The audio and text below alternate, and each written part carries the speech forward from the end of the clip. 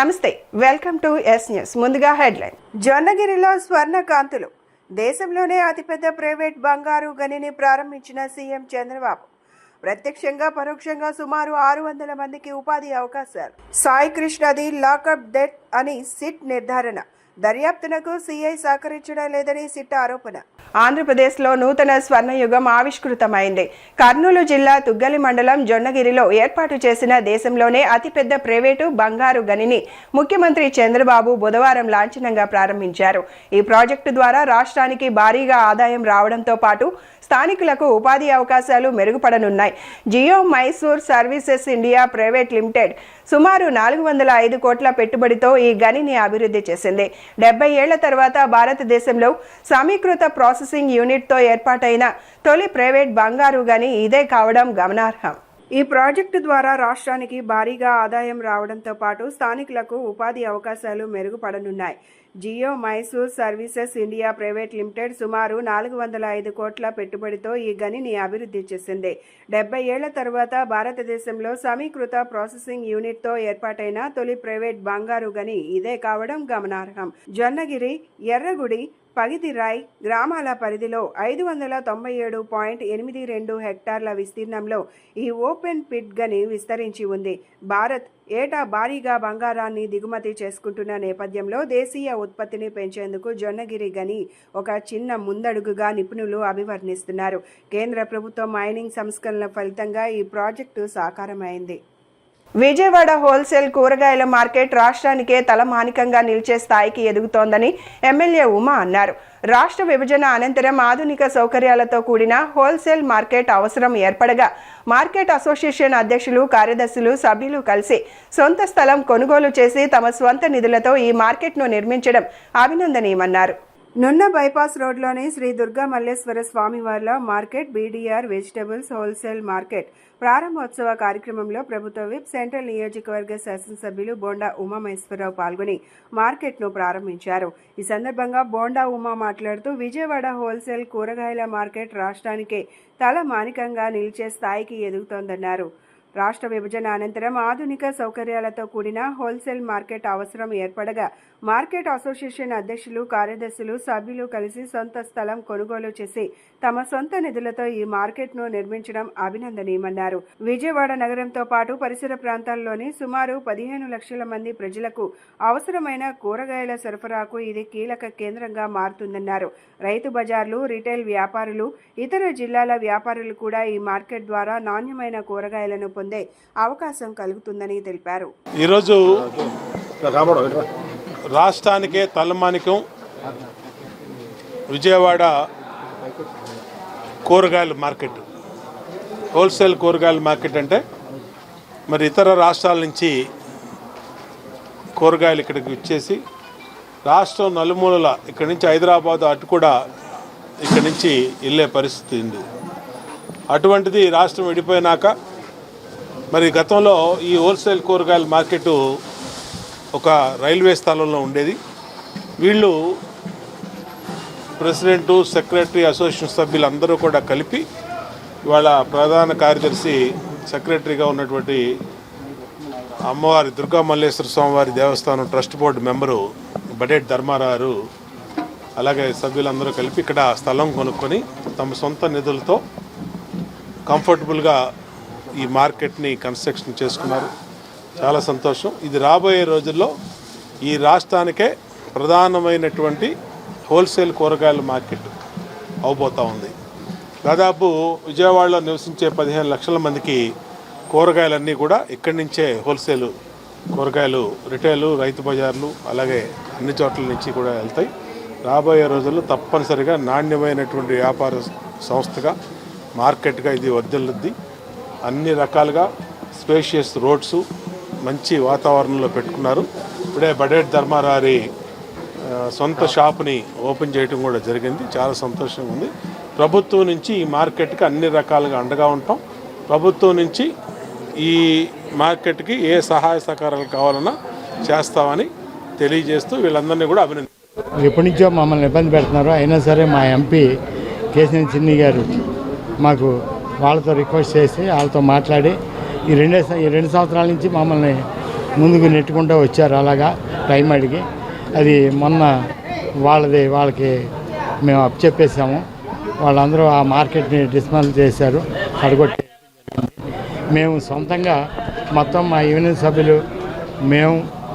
సభ్యులు, మా ప్రెసిడెంట్ అజయ్ రెడ్డి గారు, నేను సెక్రటరీని పడేటి ధర్మారావు, మేమందరం కలిపి మా యూనియన్ సభ్యులందరం కలిపి 6 ఎకరాలు ఇక్కడ పొలం కొని ఈ పొలంలో మేము సొంతంగా నిర్మాణం చేయటం జరిగింది. చేయటమే కాదు, ఇది అమ్మవారి పేరు శ్రీ దుర్గా మల్లేశ్వర హోల్సేల్ కూరగాయల మార్కెట్ అని దీన్ని నామకరణం చేయటం జరిగింది. చేశాక మాకు అమ్మవారి దయ వల్ల ఇప్పుడు వరకు కూడా ఏ ఆటంకాలు లేకుండా ఈ కార్యక్రమాలన్నీ కూడా పనులు దిగ్జయంగా సాగుతున్నాయి. ఆవిడ ఆశీస్సులతో ఇంకా మరింత ముందుకెళ్ళాలని మరి మేమందరం కూడా కోరుకున్నాం. అలాగే ఇప్పుడు మా ఎమ్మెల్యే బొండా ఉమ్మ గారు వచ్చి మా షాపు ఓపెన్ చేయడం జరిగింది ఆయన హస్తాలతో. మరి దానికి కూడా వారికి ధన్యవాదాలు తెలుపుకుంటున్నాం. అలా కూడా ఎంపీ గారు కూడా వస్తా అన్నారు. వారు కూడా వీళ్ళుంటే వాళ్ళ స్టేడియం ఓపెనింగ్ లేకపోతే ఈ పాటికి వచ్చి ఉండేవారు. అందుకని బిజీలో ఉండడం వల్ల మొత్తం మీద వస్తారు వారు కూడాను. ఏదైనా ప్రభుత్వం తరఫున మేము కోరుకునేది అంటే ఇప్పుడే మా ఎమ్మెల్యే గారు కూడా ఒక మాట అన్నారు, మా ప్రభుత్వం తరఫు నుంచి ఏ సహకారం కాలం మీకు అందిస్తామని. దాని సంతోషం. మైనార్టీ సోదరులకు కూటమి ప్రభుత్వం ఎప్పుడూ అండగా ఉంటుందని ఎమ్మెల్యే బోండా ఉమా అన్నారు. మార్కస్ ట్రస్ట్ దేశవ్యాప్తంగా అనేక రాష్ట్రాల్లో విస్తరించి ముస్లిం సోదరులను మంచి మార్గంలో నడిపిస్తూ ఆధ్యాత్మిక విలువలను పెంపొందించే కార్యక్రమాలు నిర్వహించడం అభినందనీయమన్నారు. అల్లా ఆశీస్సులతో సేవా కార్యక్రమాలు నిర్వహిస్తున్న ఈ సంస్థ సెంట్రల్ నియోజకవర్గానికి రావడం ఎంతో ఆనందంగా ఉందన్నారు. కాండ్రిక పాతపాడు రోడ్డు వంతెన సమీపంలోని పెట్రోల్ బంక్ ఎదురుగా ఉమ్మడి కృష్ణా ఎన్టీఆర్ జిల్లాల మార్కస్ ట్రస్ట్ ఆధ్వర్యంలో నిర్మించనున్న మసీద్-ఏ ఇలియాజ్ మసీద్ శంకుస్థాపన కార్యక్రమంలో ప్రభుత్వ విప్ సెంట్రల్ నియోజకవర్గ శాసనసభ్యులు బోండా ఉమామహేశ్వరరావు ముఖ్య అతిథిగా పాల్గొని శంకుస్థాపన చేశారు. ఈ సందర్భంగా ఎమ్మెల్యే బోండా ఉమా మాట్లాడుతూ మార్కస్ ట్రస్ట్ దేశవ్యాప్తంగా అనేక రాష్ట్రాల్లో విస్తరించి ముస్లిం సోదరులను మంచి మార్గంలో నడిపిస్తూ ఆధ్యాత్మిక విలువలను పెంపొందించే కార్యక్రమాలు నిర్వహించడం అభినందనీయమన్నారు. రాష్ట్ర విభజన అనంతరం ఆంధ్రప్రదేశ్లో ఉన్న సుమారు 7 లక్షల మంది సభ్యులకు, జిల్లాలోని సుమారు 50,000 మంది సభ్యులకు ఉపయోగపడేలా ఈ స్థలంలో మసీద్ నిర్మాణం చేపట్టడం శుభ పరిణామమన్నారు. స్థానికుల అభ్యర్థన మేరకు రహదారి సౌకర్యం కల్పించామని, తాగునీటి సదుపాయం కూడా ఏర్పాటు చేశామని తెలిపారు. మసీద్ పూర్తయిన అనంతరం నమాజ్ చేసుకునే వారికి ఇది ఆదర్శవంతమైన ప్రార్థనా మందిరంగా నిలవాలని ఆకాంక్షించారు. దేశం మొత్తం అన్ని రాష్ట్రాల్లో విస్తరించి మంచి మార్గం వైపు ప్రజల్ని, అలాగే ముస్లిం సోదరుల్ని మంచి వైపు నడిపిస్తూ ఆ అల్లా ఆశీస్సులతో పనిచేస్తున్నటువంటి సంస్థ, ప్రపంచవ్యాప్తంగా కూడా ఉన్నటువంటి సంస్థ ఈరోజు సెంట్రల్ నియోజకవర్గంలో ఇక్కడ రావటం సంతోషం. అది ఈ నియోజకవర్గ శాసనసభ్యుడిగా నా అదృష్టం అని కూడా ఈ సందర్భంగా తెలియజేస్తాను.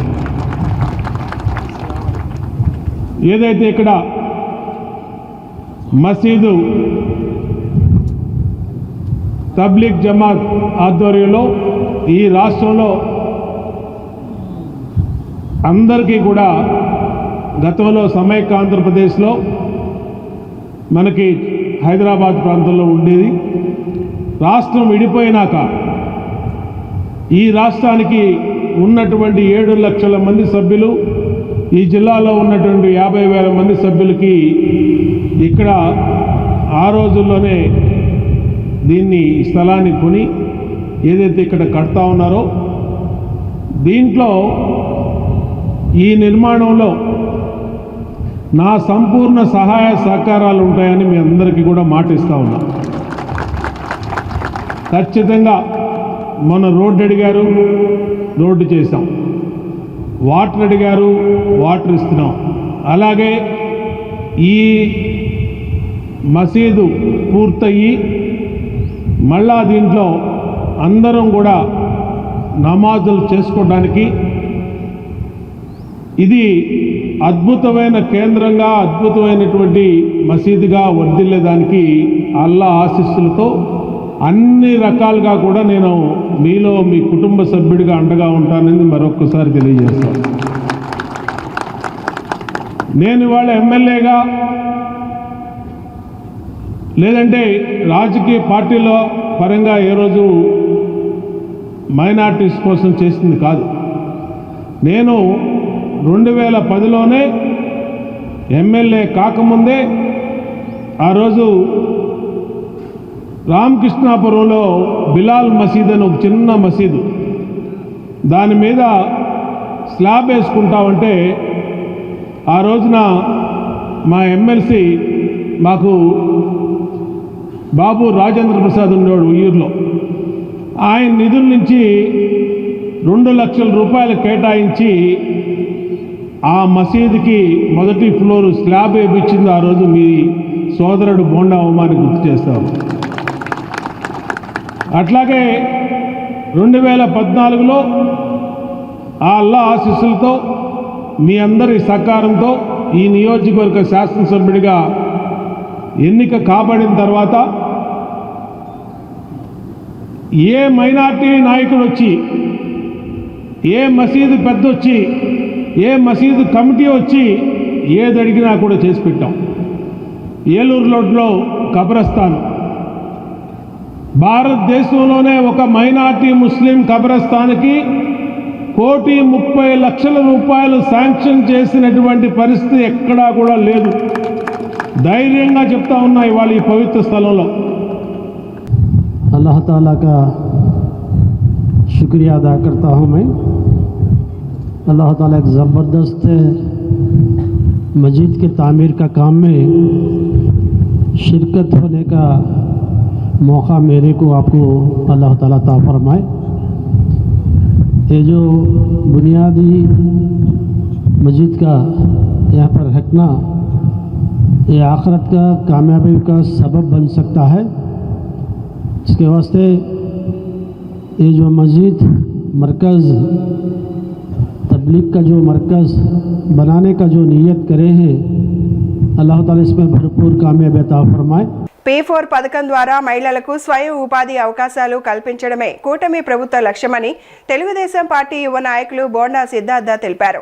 సింగినగర్లోని సెంట్రల్ నియోజకవర్గ శాసనసభ్యుల కార్యాలయంలో ప్రభుత్వ విప్ సెంట్రల్ నియోజకవర్గ శాసనసభ్యులు బోండా ఉమామహేశ్వరరావు సూచన మేరకు P4 పథకంలో భాగంగా మార్గదర్శిగా తెలుగుదేశం పార్టీ యువ నాయకులు బోండా సిద్ధార్థ 59వ డివిజన్కు చెందిన కోరాడ అరుణకి, 63వ డివిజన్ రాజీవ్ నగర్కు చెందిన డి కన్యకశ్రీకి కుట్టు మిషన్లను అందజేశారు.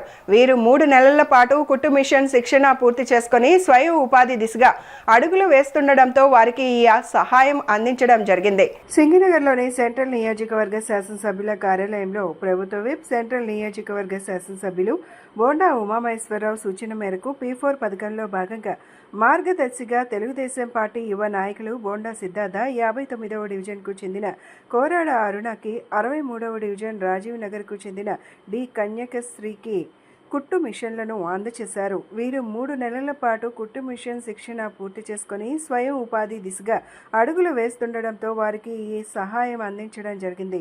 ఈ సందర్భంగా బోండా సిద్ధార్థ మాట్లాడుతూ ముఖ్యమంత్రి నారా చంద్రబాబు నాయుడు నాయకత్వంలో రాష్ట్ర ప్రభుత్వం పేద కుటుంబాల ఆర్థికాభివృద్ధికి ప్రత్యేక ప్రాధాన్యత ఇస్తోందన్నారు. కృష్ణలంక మాజీ సీఐ నాగరాజు నిజాయితీ గల అధికారి అని, అలాంటి వ్యక్తిపై కేసు నమోదు చేసి అరెస్టు చేయడం సరికాదని ఆయన మద్దతుదారులు అన్నారు. కృష్ణలంక పోలీస్ స్టేషన్లో బాధ్యతలు స్వీకరించినప్పటి నుండి రౌడీయిజంపై ఉక్కుపాదం మోపారని, ఆయన ఇక్కడ ఉండటం వల్లే తాము ప్రశాంతంగా ఉన్నామని వెల్లడించారు. తప్పుగా ప్రవర్తిస్తే లేదా వేధింపులకు గురి చేస్తే వారికి తమదైన శైలిలో కౌన్సిలింగ్ మరియు ట్రీట్మెంట్ ఇచ్చి నేరాలను అదుపులోకి తెచ్చారని అన్నారు. కృష్ణలంక మాజీ సీఐ నాగరాజుకు మద్దతుగా వి స్టాండ్ విత్ నాగరాజు అని ఆయన మద్దతుదారులు కృష్ణలంక ప్రాంతంలో ర్యాలీ నిర్వహించారు. ఈ ర్యాలీలో స్థానిక మహిళలు, యువత పాల్గొని ఆయనకు సంఘీభావం ప్రకటించారు. ఈ సందర్భంగా వారు మాట్లాడుతూ సీఐ నాగరాజు కృష్ణలంక పోలీస్ స్టేషన్లో బాధ్యతలు స్వీకరించినప్పటి నుండి రౌడీయిజంపై ఉక్కుపాదం మోపారని, ఆయన ఇక్కడ ఉండటం వల్లే తాము ప్రశాంతంగా ఉన్నామని స్థానికులు ఈ సందర్భంగా కొనియాడారు. ఆడపిల్లలపై ఎవరైనా తప్పుగా ప్రవర్తిస్తే లేదా వేధింపులకు గురిచేస్తే వారికి తమదైన శైలిలో కౌన్సిలింగ్ మరియు ట్రీట్మెంట్ ఇచ్చి నేరాలను అదుపులోకి తెచ్చారని చెప్పుకొచ్చారు. గత ప్రభుత్వ హయాంలో రాత్రి 10 గంటల తరువాత మహిళలు బయటకు వెళ్లాలంటేనే భయపడే పరిస్థితి ఉండేదని, కానీ నాగరాజు వచ్చాక ఆ భయం పోయిందని మహిళలు పేర్కొన్నారు. కేసులో పూర్తి స్థాయి విచారణ అనంతరం మాత్రమే నిజానిజాలు వెలుగులోకి వస్తాయని, అప్పటి వరకు సి నాగరాజును అరెస్టు చేయవద్దని కోరారు. ఆంధ్రప్రదేశ్లో సంచలనం సృష్టించిన విజయవాడ యువకుడు గాదే సాయికృష్ణ అదృశ్యం కేసు కీలక మలుపు తీసుకుంది. ఇది అదృశ్యం కేసు కాదని, పోలీస్ కస్టడీలో జరిగిన మరణమని ప్రత్యేక దర్యాప్తు బృందం స్పష్టం చేసింది. ఈ కేసుకు సంబంధించి సస్పెండ్ అయిన కృష్ణలంక సిఐ నాగరాజుకు విజయవాడ కోర్టు 14 రోజుల రిమాండ్ విధించింది.